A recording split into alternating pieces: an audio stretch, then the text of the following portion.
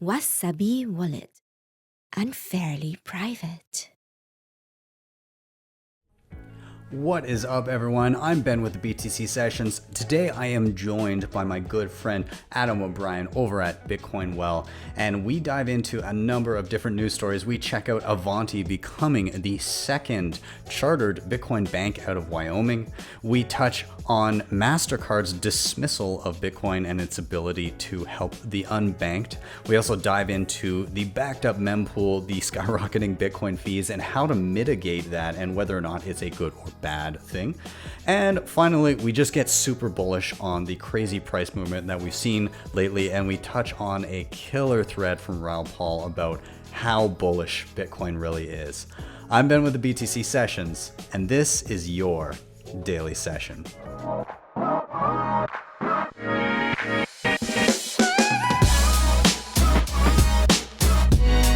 Hodl the Bitcoin.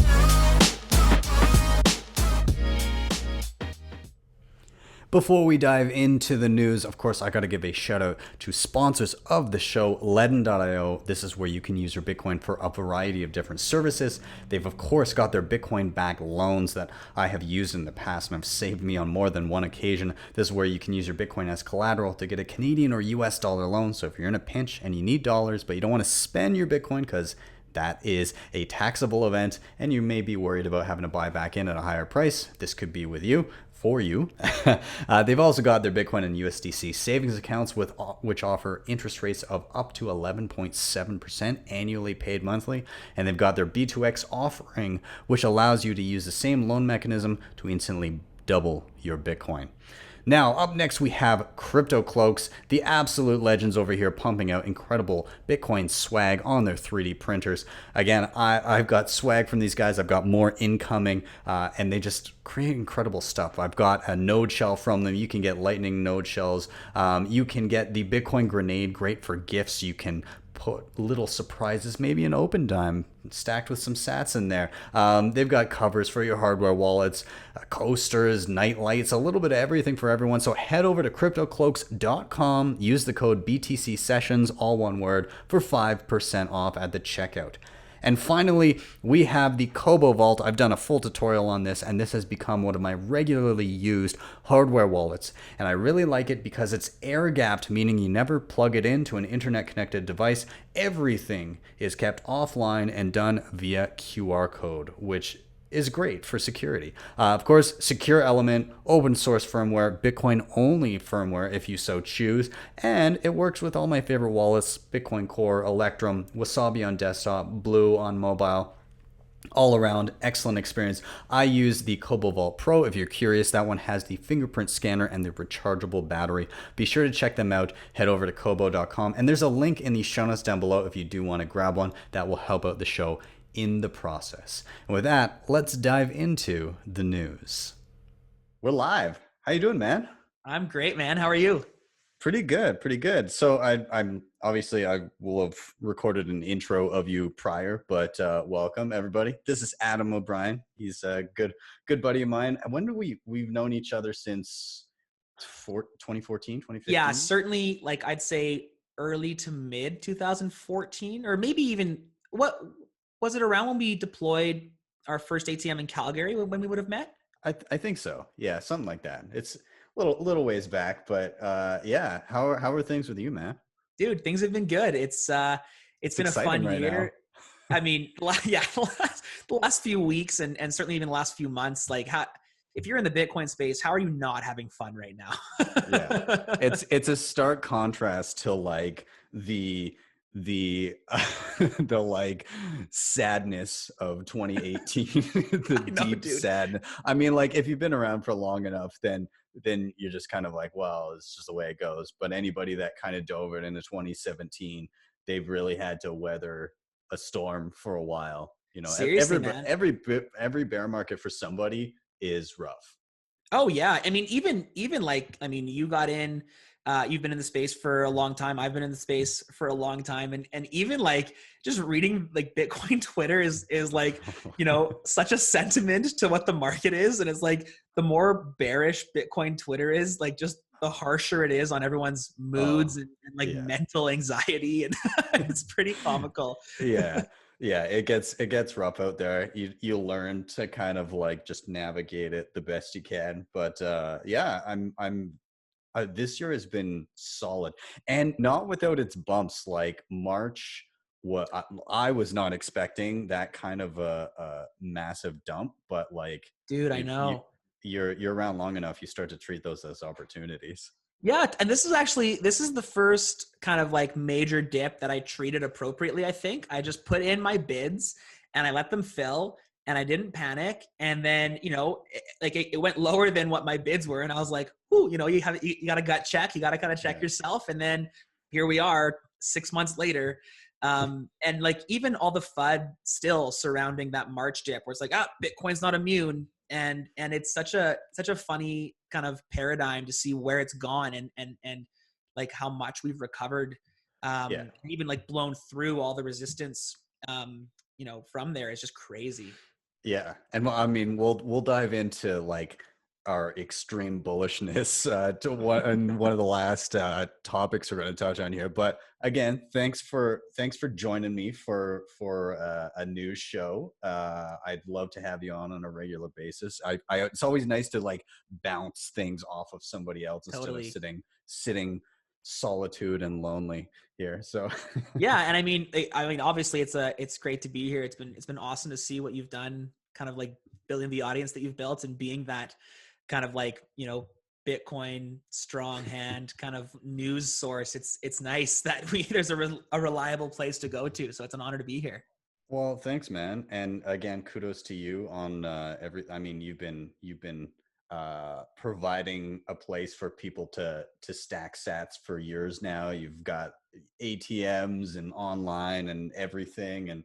And actually, I guess before we dive into news, just do you want to just do like a 1 minute TLDR on you? Yeah, sure. So so Bitcoin Solutions is the company that I founded. I'm the president CEO. We're rebranding that to be Bitcoin Well. We kind of go through and are becoming the world's first publicly traded Bitcoin ATM company. So that's kind of on the docket for the next few months for us. And we're super, super excited to kind of be there. Basically, we are a non-custodial shop. And that's kind of being a big part of our brand. And what we do is like the safest and fastest way to buy Bitcoin is through an ATM. And like, you can knock the fees, you can knock, there's a certain degree of cost to an ATM. But at the end of the day, I don't know how many people I've talked to that were like, "Oh yeah, I only use exchanges for buying, and then I take the coins right off." But if you're caught in that 7 to 14 day window where money's being transferred, the trade is happening, Bitcoin's being withdrawal, and you get caught during a massive Mount Gox or a Einstein or Quadriga or like any of the other number of exchanges that have gone down in the last 6 years, that's terrifying. And so non-custodial is a big part of kind of what we do. And it's a big thing on me is how to make it faster and safer to buy Bitcoin anywhere. Yeah. Well, that's awesome, man. I'm stoked, and I'm sure we're going to be working together a bunch in the future. So Yeah, I hope so for sure.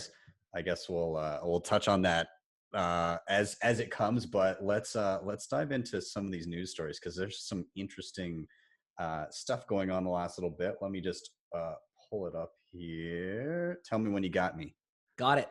Okay, perfect. So, yeah, I'll read a little bit from the article and then we can just bounce our thoughts off. So, title here from CoinDesk: Avanti Financial joins Kraken as a Wyoming approved crypto bank. So, it says here that blockchain pioneer Caitlin Long is now the CEO of her own special purpose depository institution, or SPDI, in Wyoming. Avanti's financial banking charter was approved unanimously by a Wyoming state banking board on Wednesday, becoming the second newly chartered bank in the state in 2020 after Kraken Financial earned approval last night. Avanti, like Kraken, has to jump through a few hoops, like raising more capital, before it can be granted a certificate of authority to operate. So I'll jump a little bit ahead here. Along with the charter approval, the bank the banking board approved Avanti's future issuance of Avit. I think that's how you say it, a programmable electronic digital currency that's redeemable at par with US dollar. It's not considered a security token, meaning it's not a representation of an investment. And Avit, this stable coin, will initially be issued on the Bitcoin sidechain Liquid and then on Ethereum. So yeah, interesting to see kind of like that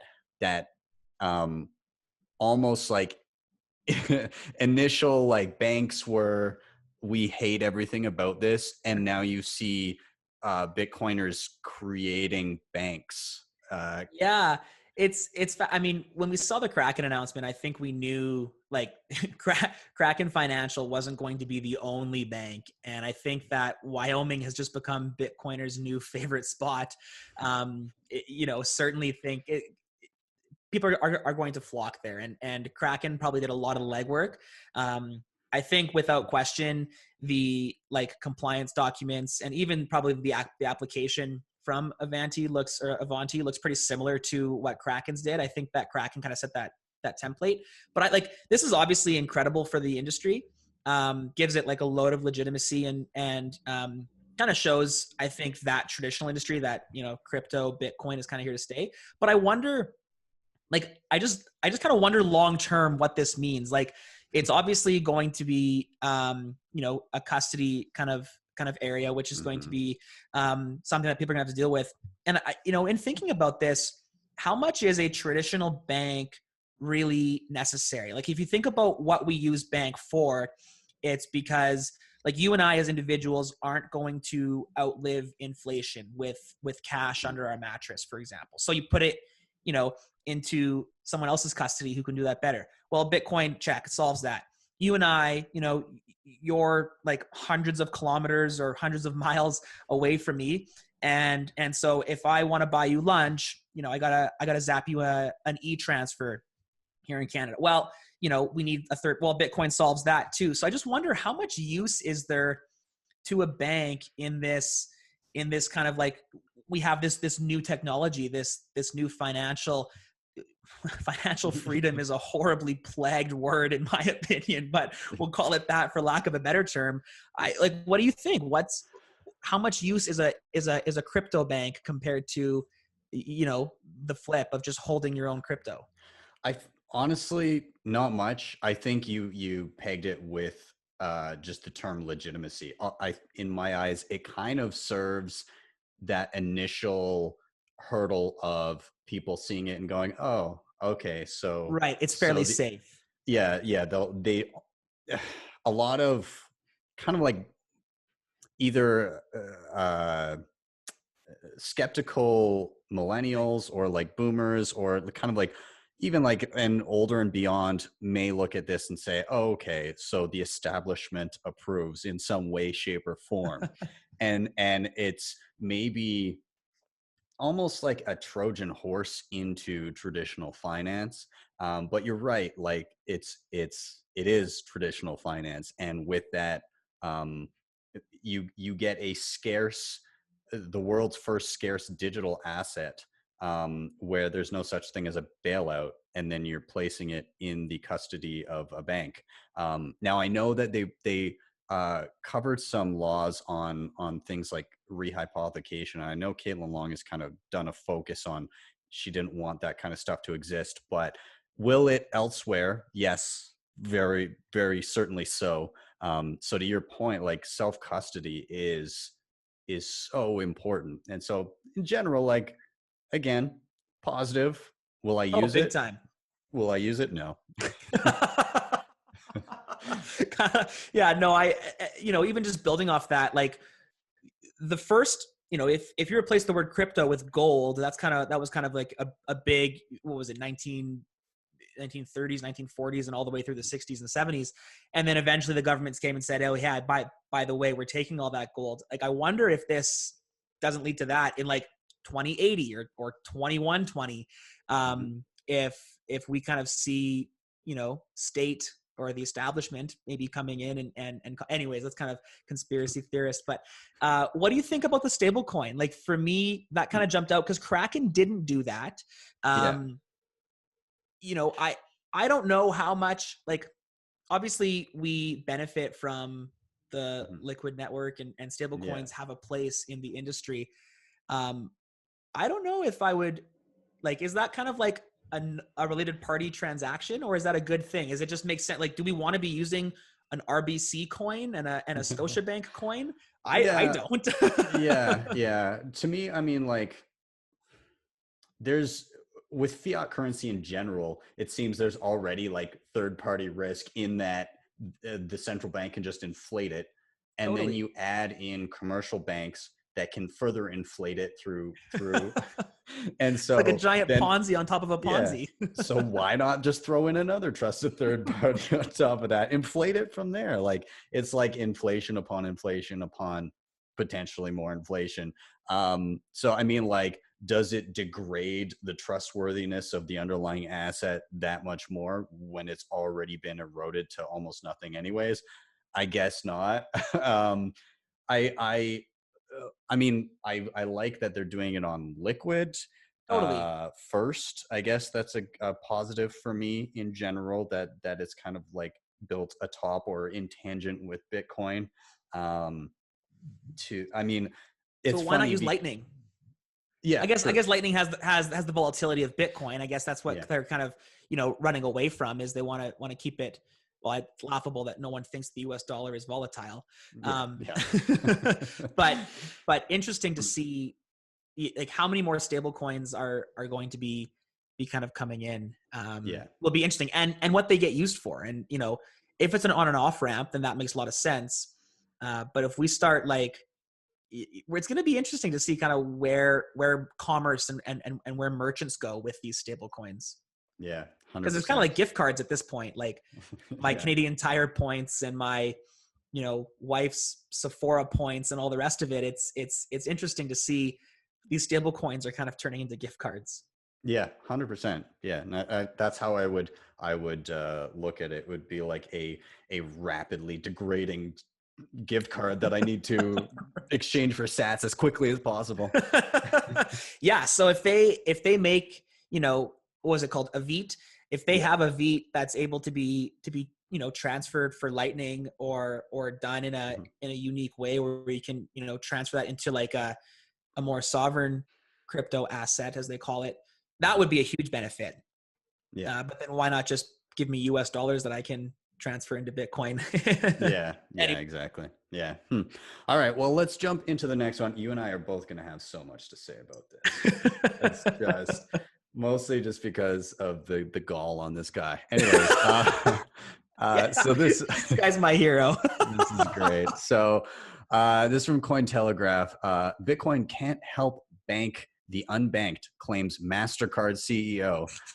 So I won't read the entire thing, but his quotes are pretty much gold. So the CEO of Mastercard believes Bitcoin is too volatile and opaque to drive financial inclusion. However, central bank digital currencies are a different story.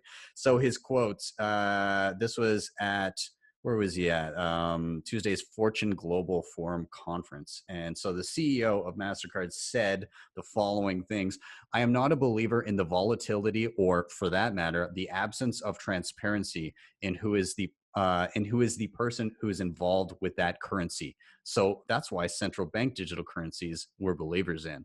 And Even just so that quote, that's just bad English. it is it's bad. And like, okay, so let's just spend a little bit of, I'll read the other quotes and then we'll spend a little bit of Sure. time on each one. So the other one, he said, he's talking about volatility, and he's like, and this, it's such a weird kind of way that he talks about it, but anyways, can you imagine someone who is financially excluded trading in a way to get included through a currency that could cost the equivalent of 2 Coca-Cola bottles today and about 21 tomorrow?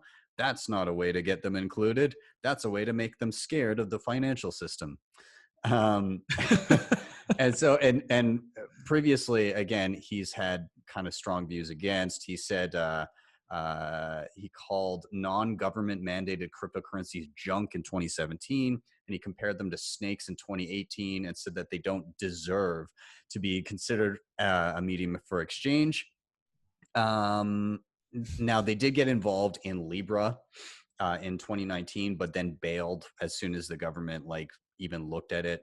And then this is like the icing on the cake at the end. He's like, today we're one of the largest patent holders in the space of central bank digital currencies. So he's like got a vested interest in no cryptocurrencies and only CBDCs. But anyway, Yeah, he's like, I hate everything that is, non-central bank, and I'm poised to benefit quite substantially off everything that is. So, yeah. So let's okay. The first quote here, he's Ah, talking about the volatility, but then he goes into the absence of transparency in who is the person who's involved in that cryptocurrency, and then he talks about how central bank digital currencies they believe in. But the funny thing is, he talks about transparency and the person who's involved in that. Meanwhile, it's completely irrelevant who made it.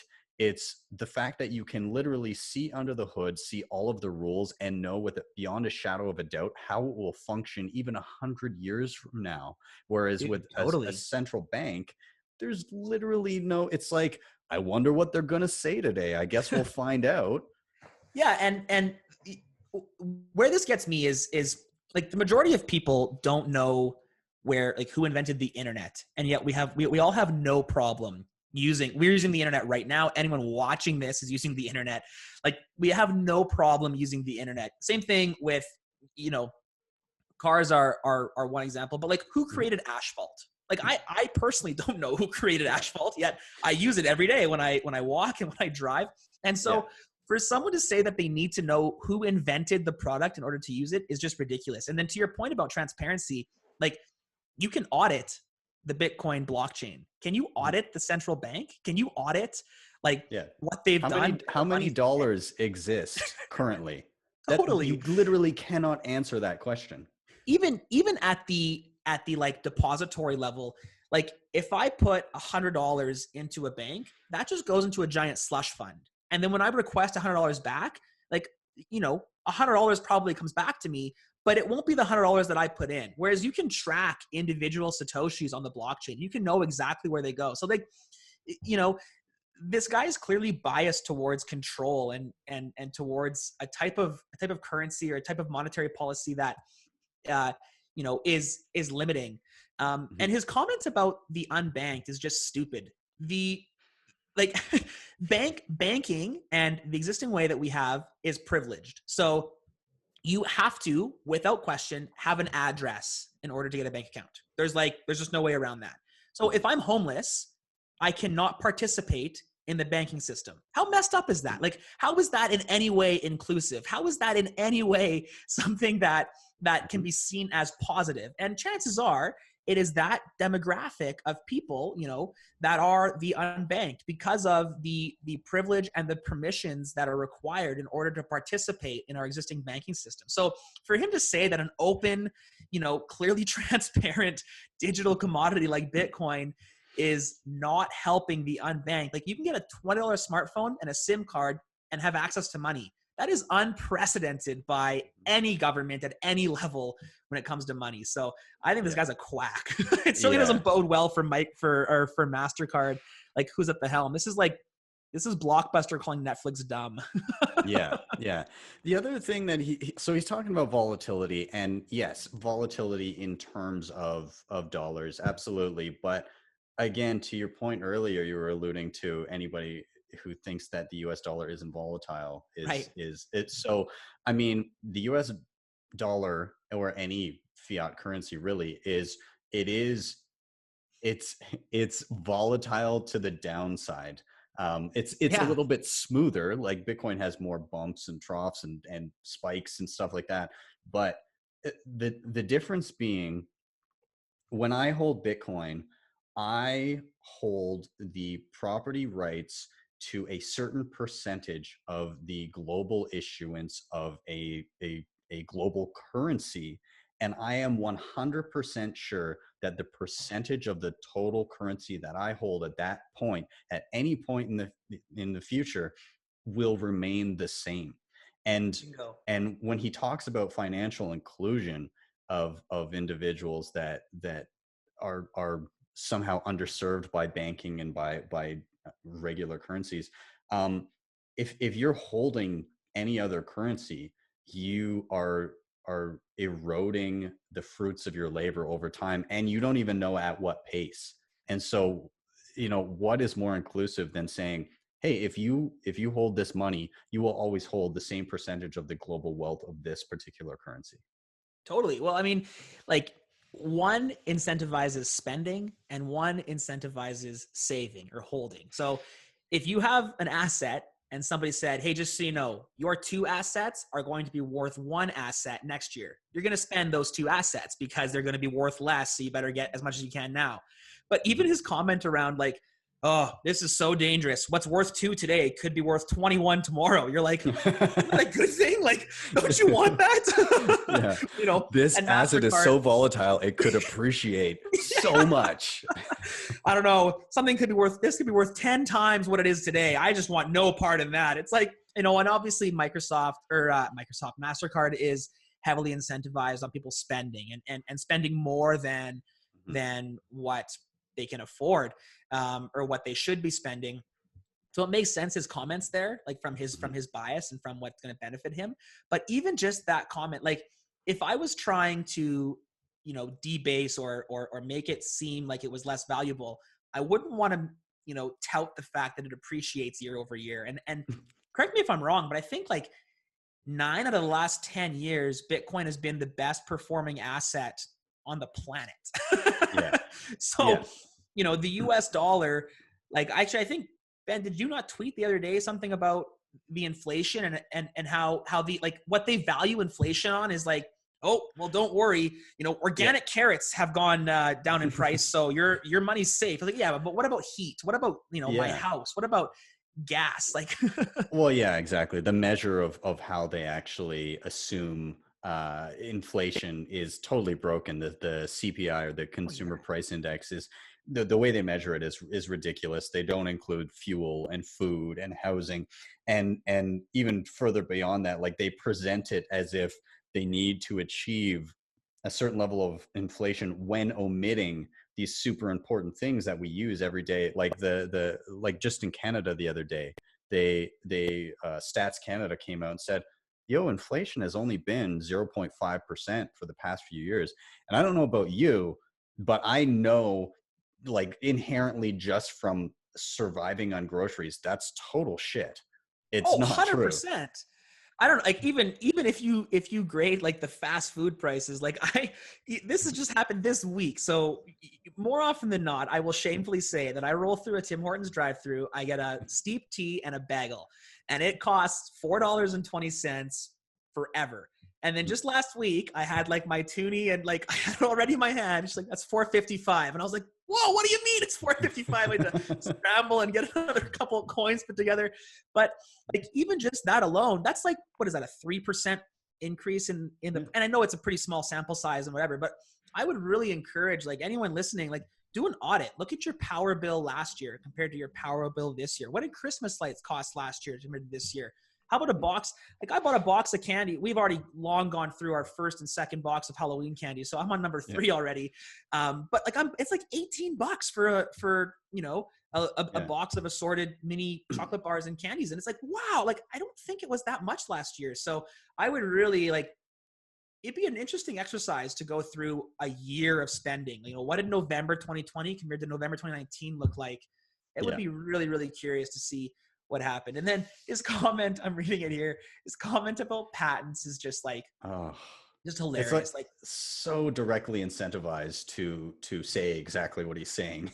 Well, and not only that, but like, it's a well-known fact that patents just stifle innovation. Like, if I own the rights to a certain, intellectual property that no one else can use, that no one can build on my idea. So if I have an idea that's the best idea in the world, and I'm the only one, I'm going to have blinders on immediately because I got my bias as to what it was used for. So him saying this is like saying, well, if I don't control it, I don't like it. And if I don't like it, it's got to be bad. He's just, I don't know. This just reminds me wholeheartedly of like the Netflix blockbuster hilarity that ensued 6 years ago, or whatever it was. This is just the same thing. He's going to be eating crow. Yeah, yeah, exactly. We'll revisit Mastercard in a few years. Few months, man. Like, Well, yeah, constantly. Okay, I'm gonna jump to the next thing that we were gonna talk. So let me just pull it up here. There's my desktop. Uh, so the mempool is crazy right now. yeah, So right now, and let me just refresh to make sure. I mean, by the time this airs, it'll be probably a little bit different, but yeah, it's like 104 megabytes deep, or about 79, like 80 something blocks in waiting. Transaction fees are like the next to get into the next block. It's looking like 322 sats per byte. It is ramped up, and yeah, if you want to be getting through relatively quickly, it's expensive. It's definitely not cheap. You don't want to be sending like $10 transactions no, anytime soon. So I thought what we could maybe touch on here is, by the way, anybody that's watching this on YouTube, this website, mempool.space, is great. What it shows you is previously confirmed blocks of transactions and kind of like the transaction fee, the average transaction fee to get through. And then it shows a line of assumed next blocks of transactions that could go through, and the size of those blocks, and the transaction fees being attached to them. Very interesting website, so be sure to check it out. But and the other one that I had up is the Clark Moody dashboard, which just has like a wealth of knowledge on like the blockchain, Bitcoin blockchain, and like the size of it and transaction fees and upcoming blocks. And it's got a lot of data there. So highly recommend. But I guess I'll stop screen sharing here, and we can just kind of chat. Like, so personally, myself, I don't. I'm kind of like in this weird spot where most of my, I'd say 90% of my income now is Bitcoin. So I'm like, awesome. I'm all in. When I say I'm all in, I'm like all in. And when I get dollars, I'm like, ugh, spend it on bills. And so like, and then at some point, so I was worried about making this transition, because I was like, oh God, am I gonna normalize spending the soundest money the world has ever seen? But what has happened is the absolute inverse, where I am just like the stingiest motherfucker. And I'm like, oh God, do I want to buy, like, I'm gonna have to convert Bitcoin to do this. And so because of that, I am like a power saver now. It's like Love that. I'm saving way more Bitcoin. And it kind of beckons to the fact that Bitcoin incentivizes people to be more thoughtful about where they put their resources. But I digress, because we're talking about kind of spending and sending transactions and the fees associated. So I've done a couple things for like day to day that help me with this. Number one is I make sure I'm using a wallet with SegWit, which is like the most efficient when it comes to fees. I also use RBF, which is replaced Yeah. by fee, so you can bump the fee. What wallet do you use for that? So I use Blue Wallet on mobile. I found, and Blockstream Green has that as well. But I found it super easy. You can just like tap on a transaction and bump the fee if you're in a rush. But you can set a low fee if you're not in a rush, and just kind of wait for it to process. And then if at a later date, if you decide like, hey, I gotta get this through suddenly, then you can just bump the fee and get through relatively quickly. What have you found? Well, so I spend very little Bitcoin, and when I do, I spend them in batches. So I like you, my income is heavily weighted towards Bitcoin, and so not to self promote here, self tote, but I like pay my Visa bill off with Bitcoin. So instead of spending $18, $118 here or there, I'll spend $2,000 kind of all at once, which makes that that fee. Now it's the same dollar cost, but it's one time, and it's a lot more palatable. To your point, it definitely, like I said earlier too, it incentivizes saving. Bitcoin just hands down incentivizes saving. But I kind of see this as a good thing. I see it as a way that if you don't want to spend the fees, you don't have to. And there will just be, this is the free market deciding, kind of what's important. With the current banking environment, it is like, if you want to send money, you send it and it costs the same. And it's going to get there in like 4 to 5 to 50 days and it will reach finality in like 10 years. And with Bitcoin, what the mempool does and what it's doing is it's allowing us to say, hey, you know what, this is super important that this reaches finality in the next like 10 minutes. So I'm going to increase my spend. This is how important it is to me, versus like, oh, I don't really need finality for this for a day. So, I'm going to save money. And that's how I think people like the price of Bitcoin in comparison to fiat is volatile. Just like the cost associated with sending Bitcoin can be volatile based on how many people are using it. But I think that's really the beauty of it. That's the beauty of the free market. Is it still, was it last week, like $1 billion was sent for like $3? Yeah. And reached absolutely. finality, like it hit finality like in 10 minutes. Like Yeah. where does that happen? And so like, in terms of actual tips and tricks, like obviously Lightning, as it becomes more adopted, is going to be something. Using side chains is going to be, a massive instrument to that. But I don't know how much we want to get away from the, like, if the mempool was quiet, it would ultimately be a bad thing for Bitcoin. Well, I think this is Bitcoin working properly, not Bitcoin being broken.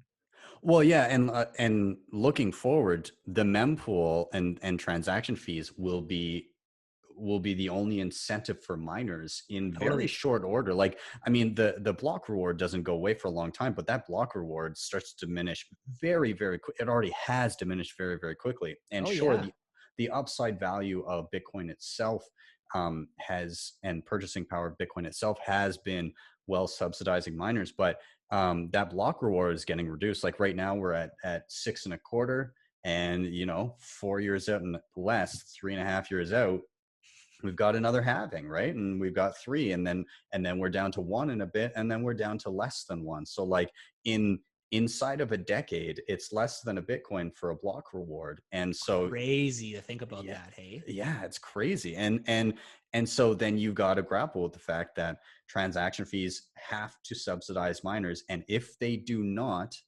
then that goes away, and so does the security of the network. So the fact that block subsidy is now being a good portion of it is being commanded by fees is inherently good for the security of the network, and people are going to have to build solutions that allow you to minimize exposure to on-chain fees, which I'm sure are like, I use Lightning quite regularly now. I'd say every day, every 2 days, I'm using my Lightning wallet. Part of it is people are nice enough to drop like some sats via tips, and so I'll clear those off into my own custody. I bought, and again, like because I'm living on Bitcoin, I have to utilize those solutions. Like things like gift cards. If I need to purchase certain things, and even like some merchants are now saying like, listen, I only accept Bitcoin. And so at that point it becomes like, do I want this product or service? And so like in the instance of, I don't know if you've read it before, but Citadel 21 is like this great online magazine, but they started doing print copies, and I like having some Bitcoin memorabilia. So I subscribed to the magazine, and I had to pay in sats, and I used Lightning. So yeah, I mean, really, you can do a single transaction and get money onto Lightning. Let's say you're even dropping like a $10, $20 transaction fee. All of a sudden, once you get those funds onto the Lightning network, that turns into hundreds, if not thousands, of independent transactions. And so that $10 or $20 fee that you just dropped is now socialized across all those hundreds of transactions with your spending money, and it becomes much less onerous. And I think we're going to see a lot more of that. I think we're going to see a lot more options of just directly onboarding into Lightning. And I think many people in the future may not necessarily transact on chain. Like years from now, even in the coming years, there's going to be a lot more like second layer solutions, because you don't need your coffee immutably transcribed onto the the global blockchain. That's right. Honestly, man. And like, again, it incentivizes saving, which is something that our entire system needs a revamp in.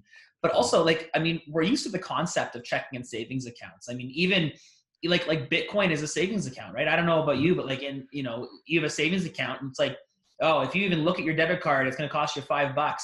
And it's Yeah. like, oh, that's kind of the same thing here where you can do it if you want, but it's opt in. And that's, I think, the key here is, Lightning creates, Lightning creates that kind of like that secondary layer, like you're talking about, which allows people to have that transaction and do that. And you transfer your spending money over, and that's what you stick to. I think, honestly, I think this benefits society and it furthers the narrative of people becoming more financially sovereign, which is truly, I think, like the underlying goal of what I think Bitcoin is and what it could be to society is making people and trying to get them to understand financial sovereignty. So yeah, Yeah. this is a feature, not a bug in Yeah. my opinion. 100%. So those of you watching, if you're trying to figure out how to navigate the fees and stuff like this, and you want an easy on-ramp to utilize something like Lightning, I literally just made a tutorial on using Breez wallet, which is non-custodial, and you can send a regular Bitcoin transaction to it and you'll be on Lightning immediately. So check that out. It'll get you started. And even just like trying small amounts, you'll be able to play around quite easily. So, so dude, I wanted to get into some bullish stuff for the end here. Yes. Yes, because that's the fun part, right? So here, hold on, so this is Bitcoin right now. Crazy, man. It's been a wild it's been a wild year. we're gonna say. How far down did it actually drop? I think it dropped as low as $4,000, wasn't it, in March? Absolutely. Right here. There's that bottom 4K. I mean, this is what is this? This is Bitfinex. So it might have even been below 4K on like I Bitstamp. think even some exchanges probably had it lower too, which is crazy. But I mean, as a market, to say that we've gone from 4,000 to 13,000 US dollars Yeah. plus is just like 3.5x in 6 months. It's absolutely wild. Yeah, it's crazy. Like again, we're just before we jumped on, we were saying like I'm definitely getting flashbacks to 2016. Yeah, big time. It's furthering that 4-year price cycle, right? Like the price cycle just follows the mining cycle. Yeah. Like I think it's funny because every bear market people assume it's going to be different, and every bull market people assume it's going to be different. Doesn't matter which direction, it's just different people. And Totally. So people are like, no, the bottom's dropping out of this thing and it's all over. Or when we get into a mania, people are like, no, this is it. This is hyper Bitcoinization. No more bear markets. And inevitably, there will never be another bear market. Bitcoin is only going up from here. Yeah. And so you get these mentalities where it gets to extremes, and everybody always assumes this time is going to be different, but more often than not, history rhymes. And dude, it's the same thing over and over. It's like, honestly, it's what Bitcoin is. It's just math and science. Like it's textbook, clockwork. Just as a second hand goes around the clock in 60 seconds, Bitcoin seems to want to follow. And granted, we have a pretty small sample size, right? We have what are we? 3.5 mining cycles, not even. So we certainly don't have this like incredible sample size that our great grandkids are going to have. But it's Bitcoin doing Bitcoin things, and like I think that's why I'm comfortable. Like I mean, let's be honest. It took me 7 years to get comfortable buying serious amounts of Bitcoin during the dip, because you just don't learn. Yeah, exactly. It becomes through. Like, look at this. Like, this is insane. Yeah. It's been absolutely wild. And it's funny because I saw something, I can't remember what site it was on, but it was something like the markets only anticipate a 6% chance of us revisiting all-time highs before the end of the year. And I was like, that possibility is severely discounted, in my opinion. Yeah, big time. I think, I for quite some time have been saying people, because I don't know what you're like, but like all my, like, we'll call them normie friends, or Mhm. or whatever you want to call them. The first question: what's Bitcoin going to do? What's it doing? What's it doing? And I have been saying six figures by the end of 2021. That's what I've been kind of. And Mhm. when I was getting asked this in 2015, I said $10,000 by the end of 2017. That was kind of what I was saying. People were like, "You're crazy, never going to happen." And it turns out I was just hyper conservative in my Yeah. in Well, my thought. that's the thing people don't get with absolute scarcity. The thing that I'm curious this round is 2017 was very much a bull run driven by retail, by Right. individuals buying Bitcoin. And so if that remained true and it was only retail buying up this cycle, then yes, you wouldn't see those crazy multiples because so much more capital is needed to bolster that. But we're seeing Dude, companies trading their institutional reserves this way. Yeah. And so we've got companies that are saying we've got hundreds of millions of dollars that are effectively eroding from us. Our purchasing power is disappearing and we need to put this money somewhere. Stocks are near all-time highs. We don't know what to do with it. And now there's this thing where we can get a percentage of something that cannot be diluted in any way. And they're recognized, well, some are recognizing it. And so when you get a market cycle and a bull run driven by capital that is no longer just retail, it now encompasses major companies doing it. You have Square, you have MicroStrategy, you have all these people kind of piling in, larger Paul Tudor Jones, people like this. I think that we could see similar percentage gains, potentially more than what we saw in the previous run. And what I'm wondering is, I tweeted about this the other day. Right now, there's all these companies that are starting to put obscene amounts of money into Bitcoin that like no individual would be able to do nowadays. Totally. But early individuals that were like some of the first mining and using Bitcoin will have more than some of these companies.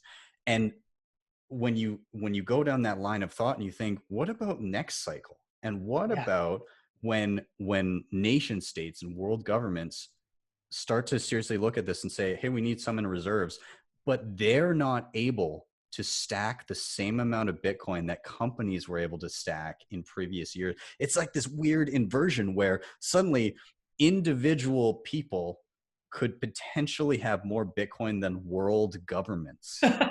Dude, I haven't thought about it that way.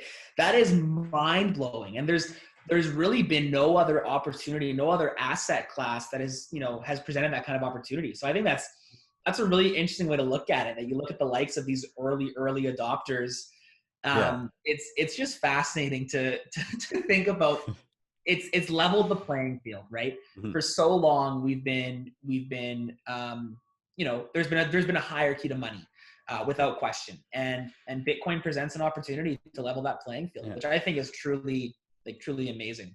Yeah. And people often, when I say stuff like this, they worry that, well, how is it fair that somebody has that much money? I mean, one, I ascribe to the idea that that person took the risk early on and they deserve the reward It's free necessary market with for that. sure. But on top of that, just having Bitcoin doesn't guarantee you more Bitcoin. You've got a specific amount. People that have that much Bitcoin from the early days would never be able to purchase that much now. Um, and so, in order to enjoy the purchasing power of that Bitcoin, they have to spend it. So it will gradually dilute, and it will go towards, especially given how Bitcoin affects the way you look at money and how you spend it, it will go towards people that create the most value.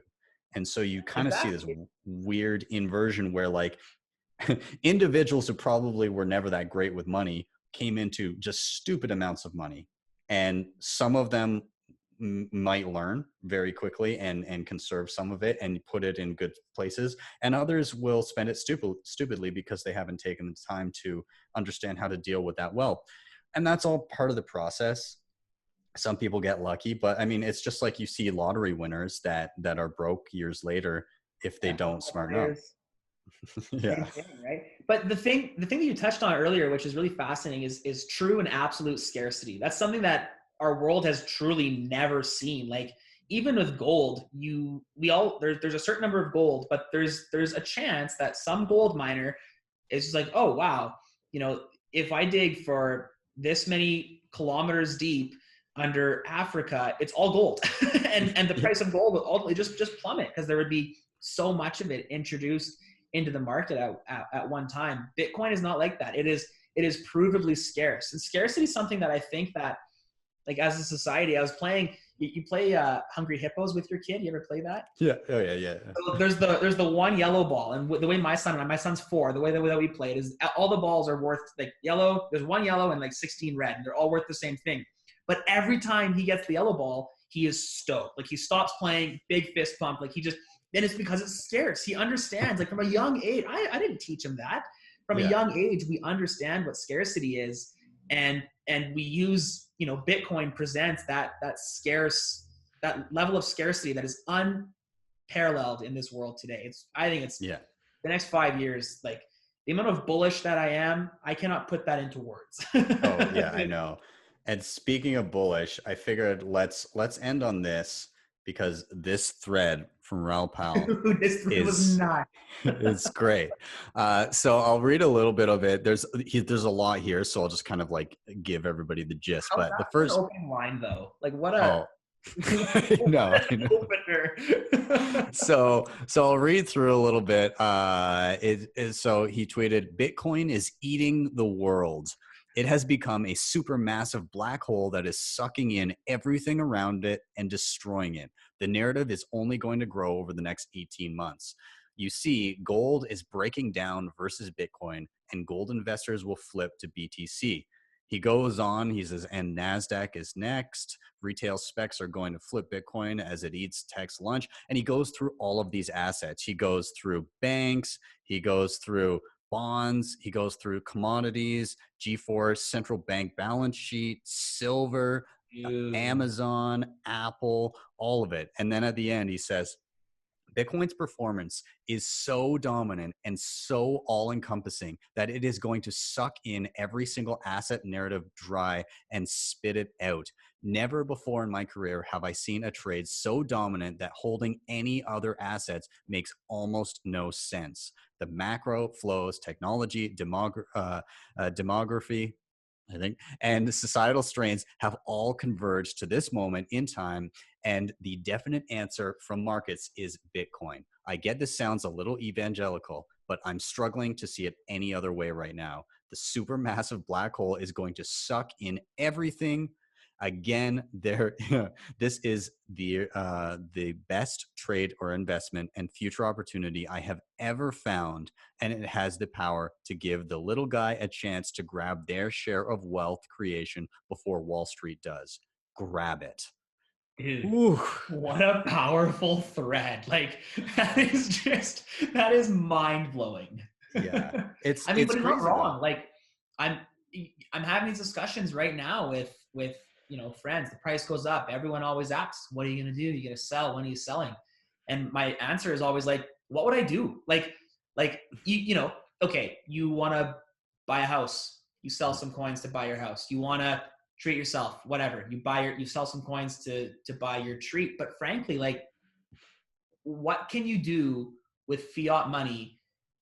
Anything short of Bitcoin, in my opinion, is irresponsible. Like if you're looking 5, 10, 30, 50 years out, like even, and some people, well, but my company matches my RSPs 1-to-1. It's like 1-to-1. We're 3x this year. Like how are you gonna? What's your RSP doing? Let alone the tax consequences down the road, the unknown tax consequences down the road. Like Bitcoin is an insurance that increases and ultimately lets the user decide where the money goes. And I think that's That's just the purest form of supply and demand economics and beauty. It's mind-boggling. Like again, I look at everything else and I'm like, what would I possibly feel more comfortable Totally. having my time and wealth put into? I just it's it's funny because so many people that aren't in this world, they look and think, well, it's irresponsible to have like a large allocation into Bitcoin. I'm like, I I can't responsibly put money into it like elsewhere other than like, I have my home and I have Yeah, certain assets that I need to for, live. but I look and I'm like, how, everything else just seems like you're losing value. Totally. You're irresponsible. Even like, I've made other investments in small business and in even like stocks and trying to play that game. And it's like, oh yeah, it did well. Like we, 30, 40% yield. This is great. But like Bitcoin did 600. So, I feel like we're getting incredible returns and it's like, yeah, Yeah. should have just It's stacked sats. yeah. And part of it is that everybody looks and says Bitcoin is volatile, but it's really the world is just slowly being priced in Bitcoin because it's going to be the most stable measuring stick. That's all money is. It's a measurement of of people's creation, right? So people say there's a limited, let's break it down to like a smaller way to think of it. Imagine a town of 100 people. Those 100 people can only create so many goods and offer so many services with the limited resources available to them. Absolutely. And whatever money exists in that small town, let's say they have their own central bank, the money is just a measuring stick for the existing goods, services, and resources. And the And value of that. so exactly. And so whatever value people are creating is just simply measured by the money there. And when that money measuring stick is broken and constantly growing, you have no measure of value.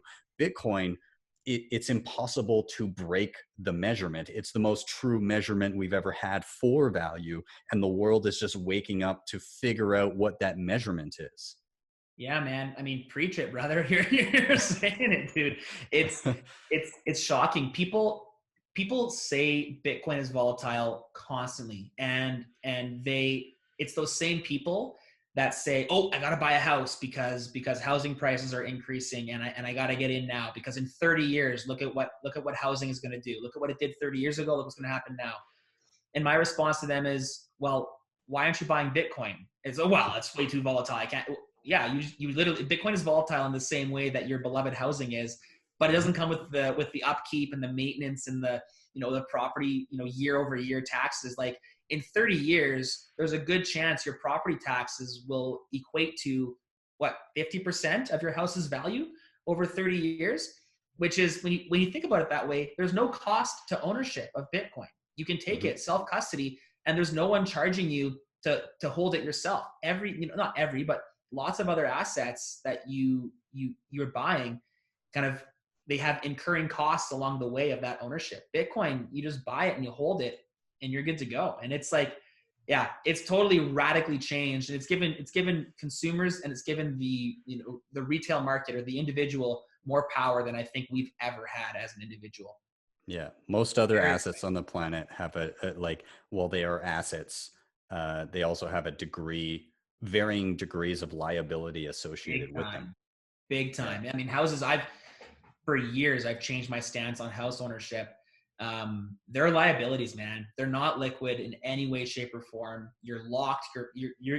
Like, I'm in Edmonton. I'm not going to sell my house in Edmonton to someone from like, Wyoming. Like, it's not going to happen unless they're yeah, moving here, which is like, so your buyer pool is so small.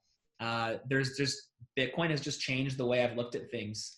And it's mhm. taken me, 7 years to kind of get to look at things this way. But it's been exciting. I think that we as a people should constantly be questioning and constantly looking for better opportunities. And that's when innovation, yeah, I'm very bullish on people and very bullish on this industry. It's been a wild ride, and I think we're only just getting started. I think that's a solid way to wrap this up, because that was an excellent kind of like journey of awakening story that we have there. Big time, man. Go buy Bitcoin. yeah, 100%. Well, this was awesome. Thanks for coming and shooting the shit with me and talking about the goings on and getting bullish at the end. It's fun, again, bouncing ideas off somebody else as I parse through the news. So let's do this again. Big time, man. I appreciate you having me on. This was a lot of fun. I'm looking forward to the next one. Also, where can people find you? Yeah, sure. So I'm on Twitter at HiAdamOB. Adam O'Brien's my name. Hi, Adam OB.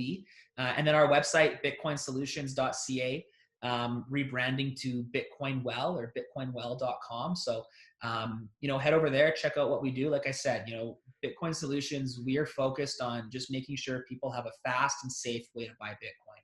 I think that's the most important thing, and it will ultimately become the most important thing kind of moving forward. So definitely looking forward. If anyone has any questions or wants to kind of dive in and pick apart what I'm saying, please feel free to at me on Twitter, and let's dive into it. Dude, again, loved having you on. Great combo. Go check out Adam. Links will be in the description, along with all the stories that we talked about. And we're out. Thanks, everybody. Awesome. Thanks, guys. Thank you guys so much for watching and or listening. As always, if you're here on YouTube, please do hit like, subscribe, and share. All of those things really do help, and they help bump up this video, get in front of more eyeballs. So if you value the content, please do those things. Also, if you want to help with the show in another way, you can hit the sponsors I mentioned down below. That was LEDN, Crypto Cloaks, and Cobo Vault.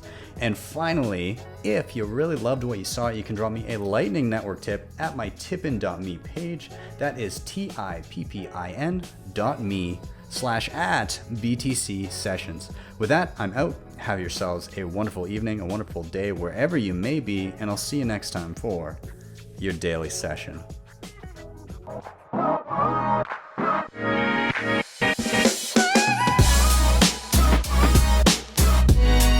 Hodl the Bitcoin.